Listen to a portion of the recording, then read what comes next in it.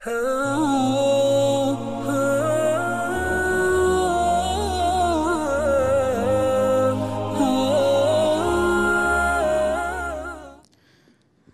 memacu semangat anak muda di dalam menghafal Al-Quran dan hadis Nabi SAW, mukaddimahnya adalah dirindukan kepada ilmu agama. Rindukan ilmu agama dulu. Ilmu dunia tanpa kita rindukan, mereka sudah rindu. Ilmu dunia. Karena kita hidup di dunia, tapi jangan terlena ilmu agama. Caranya bagaimana? Nah, ini ilmu agama itu dipraktiskan. Maka kami tawarkan, kami tadi diskusi, kami juga di Indonesia tawarkan belajar ilmu agama itu ringan dulu. Ada bagi orang yang punya kesibukan berat. Sibuk, apakah bisnismen, pejabat yang sangat sibuk ngurusi rakyat dan sebagainya. 4. Pelajari 4. Dan kita susun kurikulumnya. Yang pertama fikih praktis. Fikih agar bisa sholat, wudhu secepatnya. Dan disiplin cara mengajarnya. Nanti ada metodenya.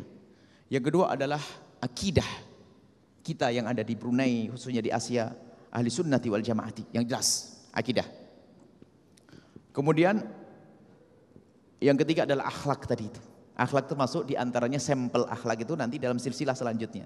Insya Allah nanti malam, besok pagi kita akan ada bicara tentang akhlak kepada orang tua, akhlak kepada guru, akhlak saudara, itu silsilah. Akhlak itu bagaimana? Bukan akhlak teori. Semua kalau akhlak teori macam ini.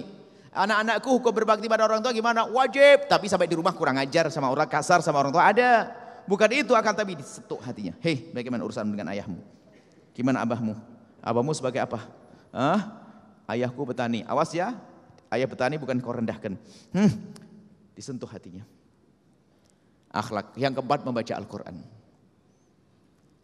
Al-Quran, ada metode membaca Al-Quran. Kalau 4 ini sudah sangat cukup untuk keselamatan. Akidah, fikih, akhlak, Al-Quran. Yang praktis kemudian dia senang dengan agama. Kalau sudah senang dengan agama, maka nanti kita kasih motivasi menghafal Al-Quran.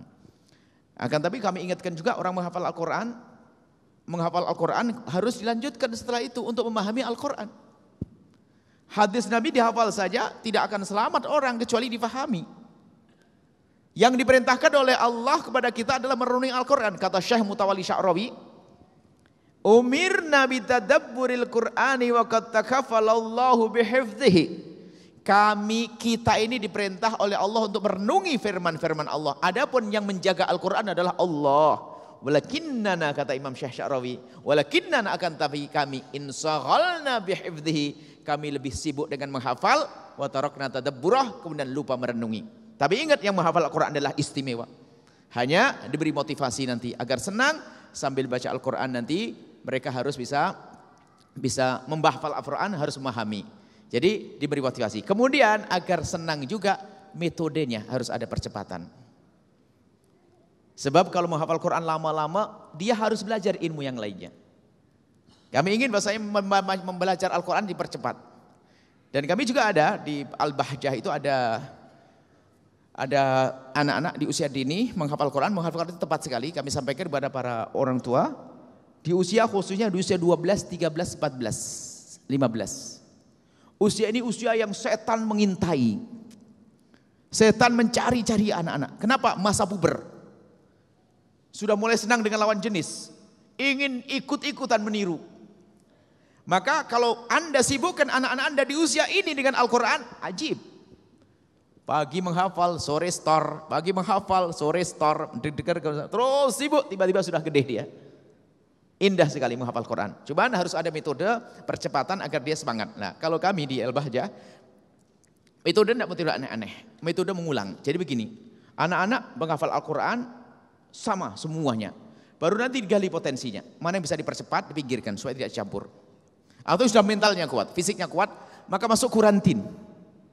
Masuk kurantin 1 tahun tidak di tempat ini, dipisahkan 100 orang, 100.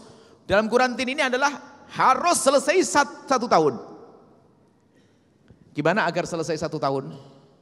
Kalau ngebayangin memang berat, setiap hari dia harus membaca Al-Quran, mengulang tidak kurang dari 5 juz.